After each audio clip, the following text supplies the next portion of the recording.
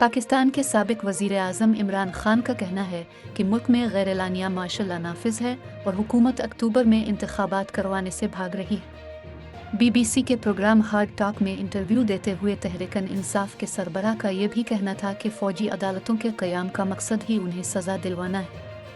रवां बरस 9 मई को इमरान खान की गिरफ्तारी के नतीजे में होने वाली हंगामा आराई के बाद चेयरमैन PTI और उनकी जमात के रहनुमाओं और कारकुनों को क्रैकडाउन का सामना है और इमरान खान का दावा है कि खुद उन पर 200 के करीब मुकदमे दर्ज किए गए हैं। इस सवाल पर कि क्या उन्हें लगता है कि उनके गिर्द कानून का शिकंजा तंग हो रहा है, इमरान खान का कहना था कि जब उन्हें इक़्तिदार से हटाया गया तो इस्टेब्लिशमेंट का ख्याल था कि उनकी जमात पारा पारा हो जाएगी, लेकिन नतीजा इन अमूमी अंदाज़ों के बरक्स निकला और अब उन्हें इस खेल से ही बाहर करने की कोशिश की जा रही है। इस्टेब्लिशमेंट समझती थी कि पार्टी ख़त्म हो जाएगी और उमूमन इक़्तिदार से निकाले जाने के बाद ऐसा होता भी है, लेकिन इसके बिल्कुल बरक्स पार्टी की मकबूलियत पहले से भी ज़्यादा बढ़ गई और ये पाकिस्तान में बहुत गैर मामूली बात थी। तो जब ये मुझे गेम से निकालने में नाकाम हो गए तो मुझ पर 2 बार कातिलाना हमले किए गए और उसके अलावा अब तक मेरे खिलाफ दर्ज मुकदमात की तादाद 200 के करीब हो गई।